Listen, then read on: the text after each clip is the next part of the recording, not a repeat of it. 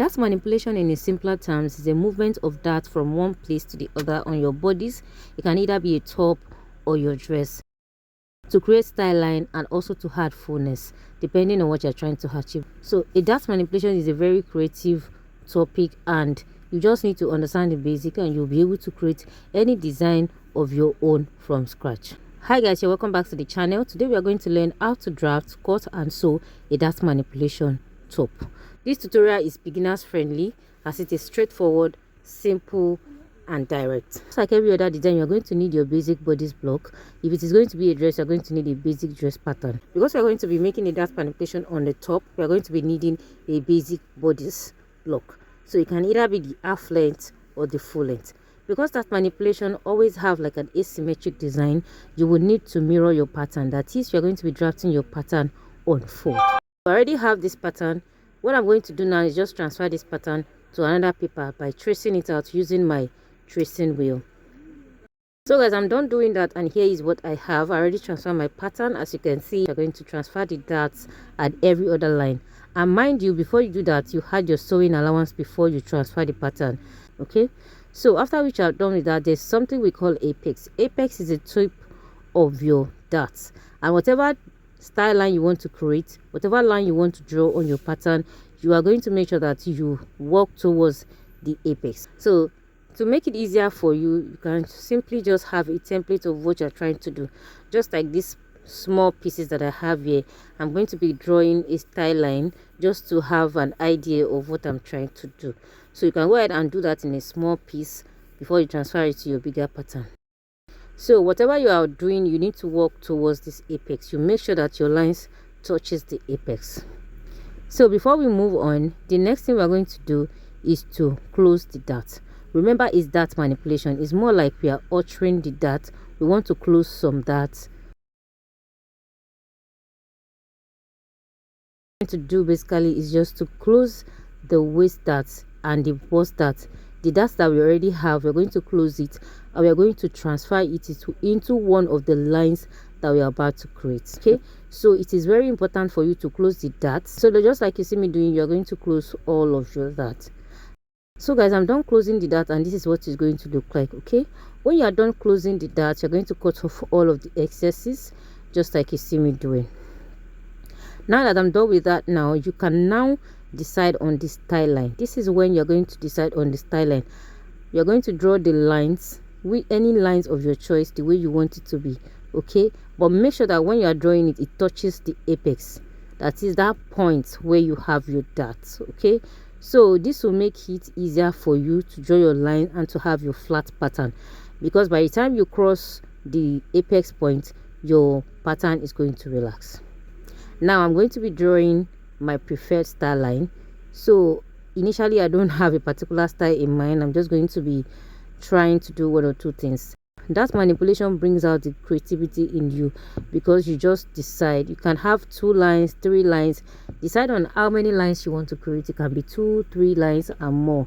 Okay, so but mind you, the more lines you have, the more pieces you're going to have. So whatever you're doing, you make sure you touches this point. You can start from one point to the other to come across each other. I'm going to start from this bust point here, and I'm going to take it down like this. Okay, you can start from the apex point and go to wherever you want to take it to. Then I'm going to take it to the armhole this way. All right, so that is one line already. So I'm going to draw another line, and I want the other line to also pass through the dart. So you can take it this way. I take it down.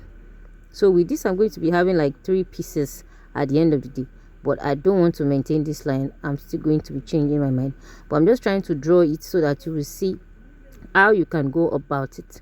So this line that I have here, this is a one style line already. So this is one here, so this is another one. At the end of the day, if I cut it out like this, I'm going to have 3. You can also take it up this way, so but you can also take it up this way, then you're going to have like 4 to 5 pieces. This depends on how you want to create it, but this is not what I'm going to be working with. I wanted to change my mind, so I'm going to bring another line from this side. Okay, and I'm going to take it down. I think this is what I'll be working with.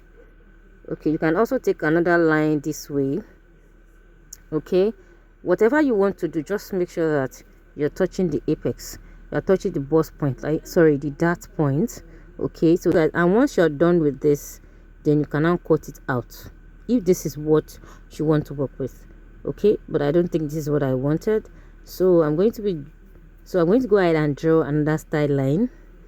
Okay, I'm going to go ahead and draw another style line, and I think that will be my final decision. Okay, so I'm just going to rub this off, and I'm going to draw another style line. So now I'm going to maintain this initial line. I just want to redraw it, but I want to take it up a little bit. So I think I wanted to maintain this initial line, but I just took it up a little bit. Now I'm going to come down by about 2 inches. Okay, then I'm going to take that, I'm going to connect from the apex point this way. All right, then I'm going to take it down. I'm going to take it down. So I'm going to take it down this way. All right, you see that the way I'm doing it, I'm making sure that I touches the apex. So by the time I want to cut this out, it will make the pattern is going to relax. So and once you're done drawing your line, you number the patterns, you number the piece one after the other. So here I just have 3 pieces, and that's what I'm going to be working with. So by the time you start cutting, you will see that your dart relaxes and your pattern became flat again. This is what you should achieve. Please do not mix this up. So once you are cutting and you realize, then another thing is to notch the curve part. So okay, so that when you want to join it, it will make it easier for you to join together. Then the back is going to be plain, just like our regular back, except if you want to have any alteration at the back, then you can do as you prefer.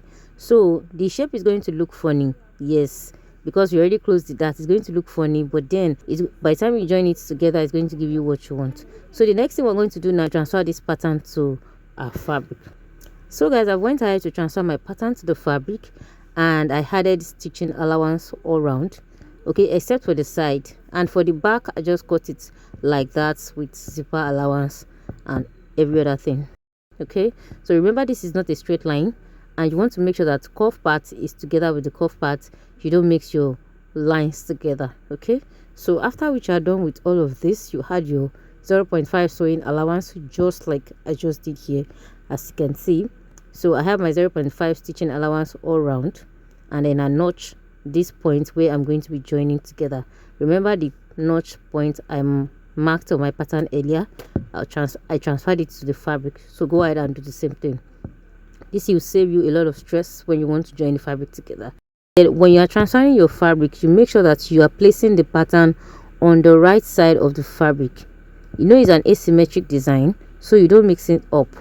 And if you want to add a lining to this, you're going to cut the lining exactly the way you cut the actual fabric. Okay, because you cannot use a straight lining just like a regular way we cut our lining for this one. So now I'm going to be placing the notches on each other, so this will guide me so that I'll know that I'm on the right path while joining. So I'm going to place it on each other, right side facing each other like this. I'll pin it together, then I'm going to sew it with my 0.5 stitching allowance. So guys, I'm done sewing, and here is what you have. So after which I'm done sewing, I open press it, and this is why the other side is looking like this. You have to press it flat. So, and as you can see, this part is coming up already, and also this side comes up. It is not flat. This is because I have my darts inside of these lines. This is because I have my darts, but because I already transferred it into the lines that I marked, that is why it is not visible, but it is still inside of my cloth. So that manipulation is you trying to move your darts from the original place that it is into the style lines, into the lines that you have on your dress or your blouse. Okay, so guys, that is how it's going to look like. Now I'm going to cut a facing for the neckline. Okay, just a regular facing. If you are using a lining, of automatically you're going to turn the neckline with the lining, but for this one I'm just going to be cutting a facing just like we cut for our regular basic bodies. And as for the back, I'm also going to turn the neckline. I'm going to take the waist dart, turn the neckline, and then fix the zipper at the back. Okay, so guys, I'm done turning the neckline, of course, and I did the same thing for the back. So the next thing we're going to do is to join the shoulder together. Okay, so this is just for the tutorial sake. It's not as if I want to wear this, but maybe in future I can just change my mind and attach a skirt or a trouser. So what you're going to do next is join the shoulder, you fix your sleeve, you fix the zipper, and you do every other thing you're supposed to do.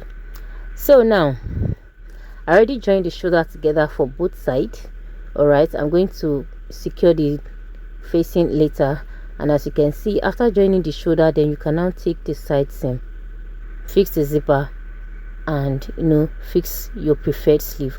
But for the sake of this tutorial, I'm not going to be fixing a sleeve because I'm just making this top for this tutorial sake. Okay, so maybe later in the future I can attach a skirt or a trouser to it. But if you are making this for yourself or you want to wear this, just go ahead and take the side seam and fix the sleeve, then you secure the neckline as well. And on the waistline, you can decide to leave it this way if you're going to make a crop top. If it's going to be a dress, you know what to do. If it's going to be a trousers, if it's going to be a jumpsuit, you attach a trouser. So guys, that'll be all for this tutorial. Thank you very much for watching. Do not forget to click on the like button, share this video, drop your thoughts in the comment section, put this into practice. In case you make one for yourself, kindly tag me. I don't mind seeing your creative because I'm sure you're going to do better than this. So don't hesitate to tag me in your pictures or your videos or the dress you recreated. Don't forget to subscribe until we meet again in my next one. Bye bye and take care of yourself.